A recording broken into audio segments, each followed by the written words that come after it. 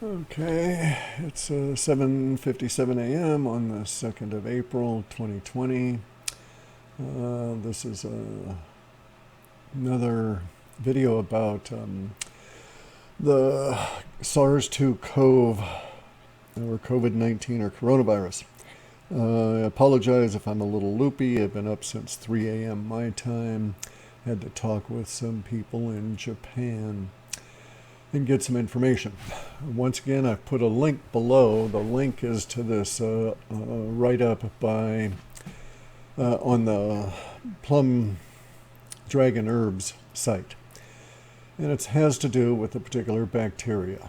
And this bacteria relates to the current pandemic. How? Well, this bacteria is host in this complicated process with the virus. And this is why we have many troubles with it, is because we're not aware of this interrelationship that's going on. Okay, so I talked to a guy who is studying to, or who's in his final phase of preparing his master's thesis. He's in Japan. He works with viruses. I can't reveal who he is. He doesn't want to come on camera. I spoke with him for over an hour. Japanese academic stuff being what it is, he has to be very careful of what he says where, even after he gets his PhD, right? It's just the way it is in academia. But he was willing to talk to me. He's got a brother who is a key arts guy, and the key arts guy, key is a chi or qigong, that kind of thing, right? Life energy. And this guy studies at a particular institution that is a Japanese institution that's related to an institution that I studied at here in the United States that was under the umbrella of the Shinshin Soitsu Ki Federation. Long way of saying I know the guy through an Aikido dojo. I got hold of this fellow who put me in contact with another Aikido-ka, and Aikido-ka is somebody who studies Aikido, and that guy had a brother who's in the virus business, or is going to be. Anyway, and so I arranged to get up early to talk to these guys and ask a bunch of questions. The reason I'm asking the questions is because there was a bunch of things about, there's a number of items, a number of holes in the coronavirus COVID-19 understanding that had me wondering, basically, what the fuck, okay? And so I had come to the conclusion, and the guy I was talking to said that he didn't validate it, but he said things to me that reaffirmed to me that my conclusion was correct.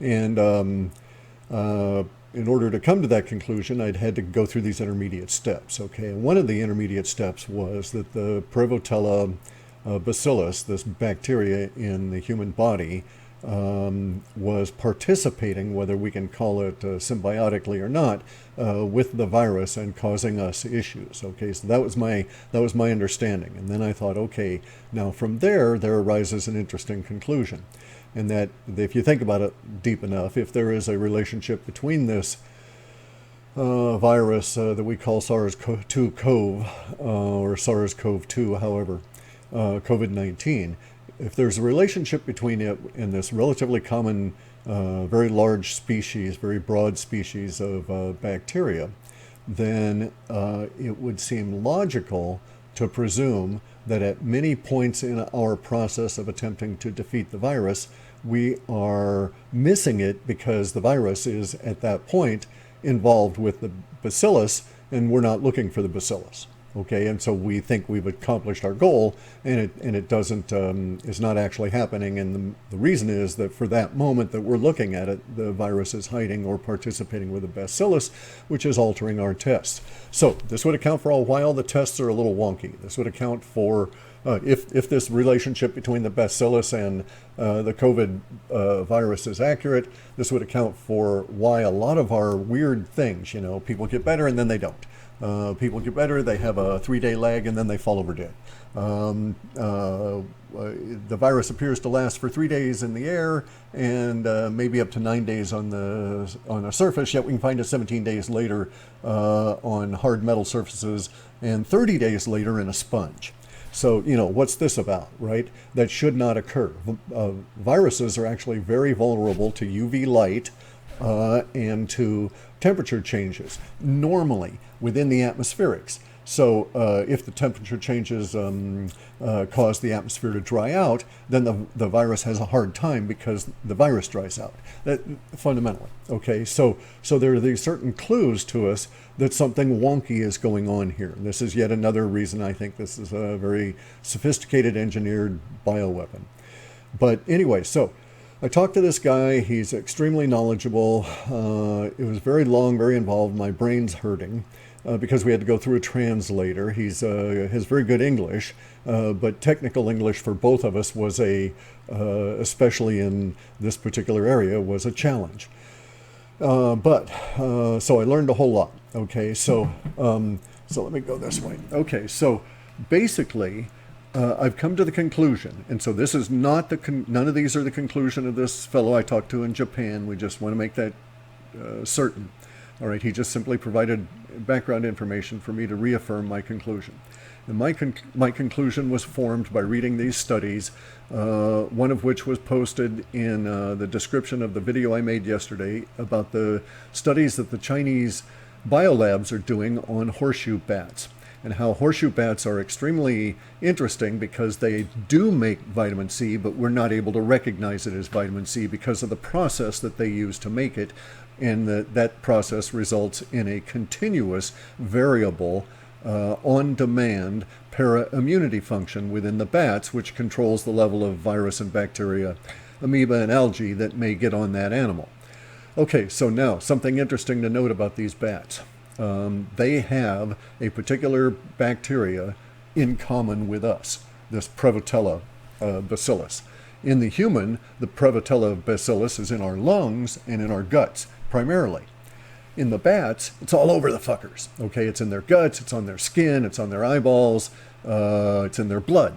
All right, and so they have a very intimate relationship with the prevotella bacteria that we do not. Something else to also note: prevotella bacteria in humans is hugely variable. How much you have and where you have it is hugely variable based on your health and your diet, lifestyle choices, okay? So prevotella bacillus is very prevalent in the gut of vegetarians and vegans, and people with a standard American diet loaded with sugar and carbs, all right? That's just the truth of it. The prevotella bacteria bacillus in your gut is supported by a high-carb diet in all forms. And it's actually reduced and known to be reduced by people with carnivore diets and very few carbs in their diet. So some populations might be necessarily mostly immune to this interaction and support of our X unknown disease, which I'll get into in a second, because they have diets like, say, the Inuit, where they eat lots and lots and lots of meat, or the Maasai, where they eat lots and lots and lots of meat, and they don't consume much in the way of vegetables or carbs, and so they don't have anything in them to support the prevotella bacillus, which may be a necessary component of the disease or bioweapon that we're facing. It may not be necessary, but it appears that if it's there, the results on the human are so much worse. Okay, so it may be that this disease X, which we'll get to in a second, that causes SARS-2-CoV to result that we can measure, it may be that indeed this thing interacts with the prevotella bacillus to the point that it becomes significantly, orders of magnitude, much harder to deal with, both as in the body and as within our organized medical system. And here's why. Okay, so we're going to go on a premise that we've never seen SARS-2 COVID-19. We've never seen this particular coronavirus. That instead, we are seeing the results of a disease X, this bioweapon X, very much like when you take your pulse, you're not actually feeling the heart, you're taking a secondary result of that action of the heart and inferring the health of the heart on that pulse. Okay? Everything has pulses. And I needn't get into that, but it's pertinent later on to some of the potential treatments for this. Okay, so let's go with me on this, and let's say that we've never seen the creature, the protein, or whatever that we've identified as SARS-2-CoV or COVID-19. The reason we've never seen it is because we're looking at the SARS-2-CoV, we're looking at COVID-19 after it has had a chance to get into human cells and produce something that we can then recognize with our assay equipment or with our testing, with our biological and chemical testing. So in other words, we culture in petri dishes resultant problems from the ingestation of this bioweapon. Okay, we're not actually cultivating the bioweapon itself extracted from the human body, because at that point that we make these extractions and remove these proteins that we're able to identify as the virus, it has already, that we're still just examining the extracts, the output of that organism. And so we're just calling this organism here X, okay, disease X, bioweapon X, because we've never seen it. We don't know what it looks like. But we do know that after it infects a human, we can assay that human and see if they've got what we call the SARS-2-CoV protein in them, which we've identified as a virus. Okay, doesn't mean it's a virus, doesn't mean it's not a virus. We've just identified it that way in our testing. We're using these words on it. The reason I have to do this and get pedantic about it will become evident as we go forward, because this gets very complicated and I don't want to go into the complications. It's not necessary. Plus, I want to go have a nap. I'm tired. Okay, so we've never seen the organism that causes SARS-2. We have a test that says you've been infected, you have SARS-2 proteins in you. Okay, but from there, a very complicated interaction has been found to exist. Okay, this organism, whatever it is, and we'll call it for the moment, we'll call it COVID-19 because that's just a decent label for it. So COVID-19 infects humans. And it infects a human cell, and we can assay those cells to see if they've been infected by the residue that is left of that infection. That residue is one of these proteins that are produced by COVID-19 interacting with a human. It produces what they're calling version A, B, C, D, and we don't know how many other versions, okay? Because here's part of our problem. The reason we think that there's 8 strains now, maybe 9 strains, is that every time this organism interacts with a new form of human that is genetically variant from a previous form of human, we don't get a mutation, we get a different output of that interaction between this organism and humans. So here we have, it first hits Chinese and it extracts DNA material and stuff from the human cell, and it puts that into this material that we identified as generically SARS-2-CoV. But if we look, we can actually see that there's variants, A, B, C, D, etc. So maybe the version that got the Iranians and another version got the Italians, because we all are variant. Although we share within our genetic groups a very massive amount of our DNA, etc., there's variance between the genetic groups. However slight they are, those we can assay, but we're not recognizing what we're seeing because we're thinking of it as a different form of the virus, not recognizing that what we've identified as the virus is the output of this bioweapon interacting with human cells to create a plethora of proteins based on the components that it extracts from the variants of the human genome that it encounters. So, the horror of it is, it doesn't stop there, okay?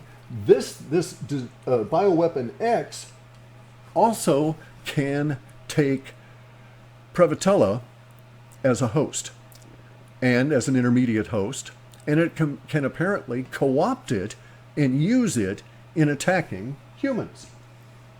And so we have variants of SARS-CoV-2 that we do not recognize as being from the same bioweapon X, because what it is doing is extracting from the prevotella a different set of protein bases to combine with itself to then spew out as the infecting agent, as what we perceive as the infecting agent.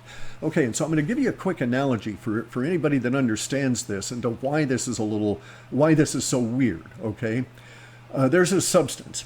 We can take this substance and we can put it into milk. You can also use water and sugar, but let's just take the milk form of it.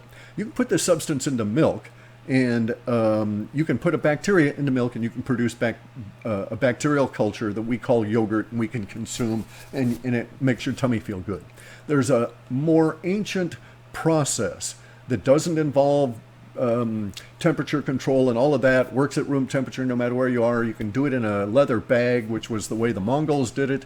This process goes back, we don't know how far, but it's intimately connected with humans for thousands of years. And this process involves taking milk, goat's milk, cow's milk, doesn't matter, and putting these grains in them. And the grains cause the cow's milk to culture and self-preserve. And the grains cause a particular structure to exist within the milk. And the grains support a bacterial infusion in the milk. And we call the process, the result, and the grains, kefir, okay? But we can safely consume the kefir, mostly you just excrete it. The kefir itself is not a repository of bazillions of bacteria from which bacteria leach into the milk in order to make the yogurt. The bacteria do arrive, they're supported by the kefir, it's a symbiotic relationship, but the kefir and the bacteria, the milk, the part you drink, are separate from the grains, but are produced by the grains. And if you were to identify the bacteria in the kefir milk and then go and examine the grains, you're not going to find a whole lot of correlation between the two. They are not the same thing. Unlike yogurt, right, where you take grains of or you take a powdered bacteria, put it into the milk, and you culture that very same bacteria.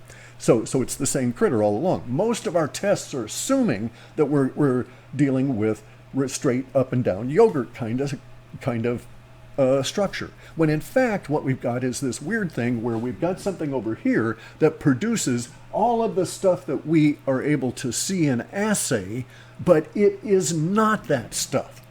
This is why getting back to the Chinese for a second. So the Chinese discovered that this prevotella bacteria is endemic, is a part of the bat species that they hauled 900 or 600 miles to the biolabs in Wuhan in order to study for the past, I don't know how many years.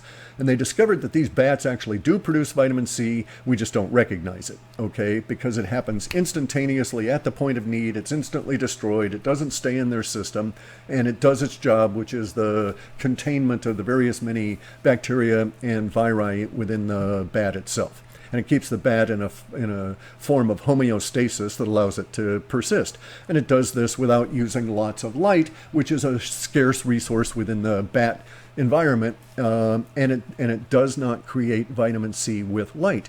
This is unlike the para-immunity of other fur-bearing vertebrates, okay? So anyway, so the Chinese discovered that this bacillus is intimately involved there. And then they discovered that this bacillus is one of the reasons that the bat keeps getting reinfected with virus. It's one of the reasons that the bat's para-immunity cannot control the virus 100%. And it's also one of the reasons that the bats are basically immune from the output of the virus. Because under the circumstances, even though it circulates in the bat's blood and so on, the Chinese were of the opinion that the bacillus found it, or that the virus found it more difficult to attack the bat flesh than the prevotella, which circulates everywhere in it. So as a preference within bats, this organism that produces this protein that we think of as a virus prefers to host in the bacillus, which keeps circulating in the bat, and the bat doesn't seem to have a problem with. Anytime the virus or organism makes that prevotella bacillus erupt and starts spewing out more of these things beyond a certain level, the bat's instant on-demand para-immunity with vitamin C kills the virus, and it retreats back to only those that are housed in the prevotella bacillus. This is why there's and so that so now we have that this X bioweapon takes out material from the prevotella bacillus and creates something that we're not even looking for, because we're looking for something that has elements of our human genome in it, because that's what we're testing for. All right, so we're not looking for prevotella plus X to equal, SARS-9-P or something, whatever it might be called. We're not looking for it. We don't even know it exists. In fact, we're not even looking for this critter, and we don't know how long it persists on surfaces. But here's the thing. There is supposition that it persists for months inside the prevotella bacillus, because as the prevotella bacillus dies in an unfavorable environment, it goes through this transition phase where on its outer envelope, it gets a hard negative ion shell and a positive ion shell on the inside of that envelope, and then it's got this organism on the inside of that. And so the organism persists as long as the remnants of that prevotella bacillus are still whole, as long as that organism is not exposed to too much ultraviolet light. That's still the assumption, that this here is still vulnerable to ultraviolet light. Maybe especially so because it comes out of the bats. Okay, so there was that, the bacillus. Hantavirus. Okay, so in this interaction, it's very much like hantavirus. Hantavirus can come out in a mouse dropping, and from there, the mouse dropping dries out, it hardens, but the hantavirus comes out in particles that go on to the dust. And it'll stay on the dust for, who knows? I don't think they actually know how long it can persist in dust in an effective form. But then you would go on out and stomp on the dust, you'd breathe it, you'd get the hantavirus and fall over dead. This has been known here in the Southwest of North America for a long time, because there's hantavirus all over the place. The mice and the rats carry it, right? And other animals as well. And it's actually vulnerable to wet. So it's less prevalent up where I live because it's wet as hell here. Okay, so anyway, so we have analogs. We have understandings as to other things that do this. And so we've got the bats have this stuff in their gut, their lungs, their skin, and their blood. Okay, we have it in our gut and our lungs, and then humans have it to a lesser extent. We have the prevobacillus on our skin, far lesser extent than the bats do. We can effectively eliminate this, but that's why there were certain skin indications showing up in the early reports out of the TCM guys, who are the traditional Chinese medicine doctors that went to Wuhan are just like the most observant sons of bitches you've ever seen in your life. These guys will stand back and just look at somebody for a long time, and then they'll be able to tell you the systolic and diastolic numbers, as well as a pressure cuff, because they've been so well trained, they can see the difference in the minute fluctuations of the pulse in the eye versus the throat or the wrist. And so they can actually tell you within a certain level of their own skill to what your blood pressure numbers are without even putting a cuff on you. Okay, so these guys are observant, and that's what they do. And so they observed that some of these patients had an unusual skin condition, let's say. First, a pallor that was unlike a pallor that normally accompanies ill individuals with the flu. This pallor had a very definitive grayness to it, a very definitive texture to it that was unlike the general paling or whitening of people as the blood is affected, okay? And so that was one of the early indications there was something weird about this to them. Anyway, so bats have this stuff in their blood, the prevotella bacillus. We don't get it in our blood usually. And when humans at this point have this infection hit our blood, you're dying. And why is that? Because the blood can no longer take the oxygen. It doesn't matter if your lungs work or not. And that's what they discovered in Wuhan. That's what the allopathic Chinese medicine guys discovered in Wuhan when they were doing blood pumping to try and put oxygen into it outside of the body. They could keep people alive by running these machines so hard that the motors were actually getting hot and they were worried about running out the motors. But they would get oxygen into their blood and they would sustain them. But the minute the machine was turned off, they had like maybe an hour or two and they were dead. And what was going on was this level of cooperative interaction had proceeded out of the lungs, usually, into the blood. And from that point on, the result was pretty much predetermined. It was going to be fatal. So this bioweapon, which I'm just circled with the X up there because I don't have a name for it, it produces what we think of as the virus and the disease of SARS-CoV, etc. It produces all of these various different expressions that we're calling COVID-19. These are cell expressions that relate to the cells it's already seen and the material that it puts out, but they are not it. And we don't know how long it lasts on surfaces, okay? We do know that this infective output, the SARS-2 virus, lasts for 3 days, which is an extraordinarily long time for a virus in the open air, okay? And it doesn't float necessarily for 3 days, but if you just spew it out on surfaces like in this building or whatever, it persists for 3 days.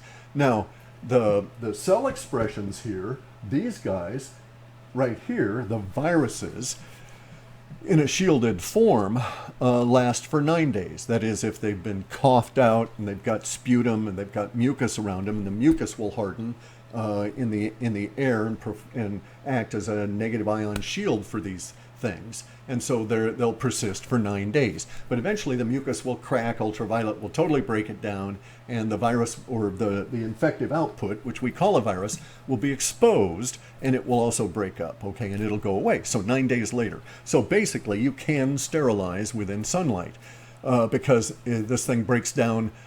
The UV light, direct UV light in 6 hours will break down any shielding around infective output. So you can take your mask out there and you can just set it out there for 6 hours, turn it over, set it for another 6 hours the next day, and you'd be able to sterilize your mask from anything you would put into it, assuming it was all dry out and so on, right? Okay, but here's the thing. On one of these compromised bacilli, the prevotella bacilli, it might be 50 days. And that's because of the hardening process that the bacillus itself goes through. And this may be similar or related to what the hantavirus goes through. But the bacillus actually crushes it down, and it forms a positive charge layer all around its outer envelope, and then it's got the X inside it, and these positive charges suck up any negative charges coming in from the environment that would otherwise destroy X. And so we do not know how long it lasts on surfaces because we've never actually discovered what X is, what it looks like, or how to assay for it. And so now let's see. Okay, we've been going a little longer than I wanted anyway. Okay, so I'm putting a link to that research document below in the description here. And it's more of a description document from a traditional Chinese medicine herbalist approach on the interaction of parasitized bacilli with X in the process that we've identified as the COVID-19 infection, okay? The work is sound, it's solid, it presents a traditional Chinese medicine approach to controlling the prevotella bacillus, which will then cause the body to have less opportunistic areas for co-option and parasitization by the bioweapon.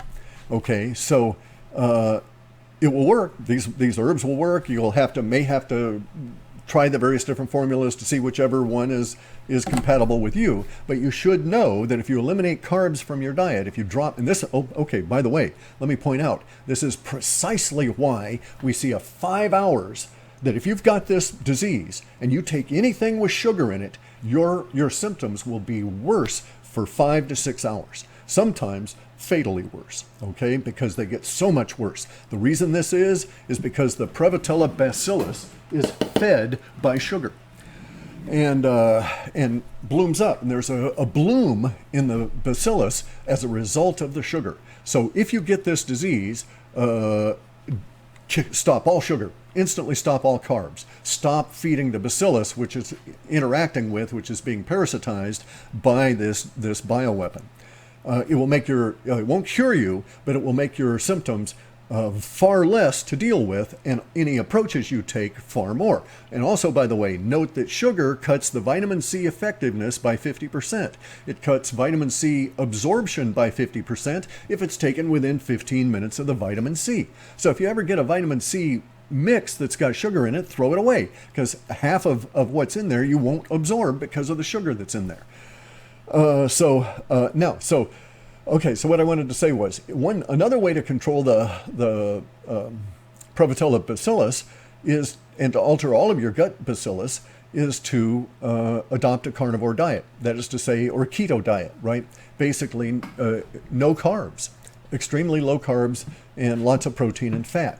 And this does indeed, almost instantly, within a day or so, so alter your gut biome that you're starting to become a new human, because you won't be the old human you were, right? You won't have those bacillus in there driving you for sugar and trying to feed themselves, et cetera, et cetera. So you actually start changing right away, and you will lower the potential for adverse consequences if you get infected. Please read the article. You'll understand why it is so key to understanding all of these interrelationships in terms of how we are to treat these, because so far we've been treating this shit when it's in the lungs, right? Or some expression of it that might show up in the gut and some of these other symptomologies. We're not addressing the underlying relationship that allows it to come out and reinfect you. And this is why people get reinfected, because they're set out there. They don't have swabs. They don't have any of this protein assayable in their body, and so everybody says you're cured. This is also why that the hydroquinone with the one of the one of the mycins, one of the antibiotics, appears to offer results. This is why it appears to work. This is why the hydroquinone combined with the antibiotic, which is terrible for your gut, appear to reduce the potential for having the disease, because they're killing off the prevotella bacillus en masse with the antibiotic. So the hydroquinone, it's like, may or may not do anything, who knows? But if you add in the gut bacteria control, you get a major improvement.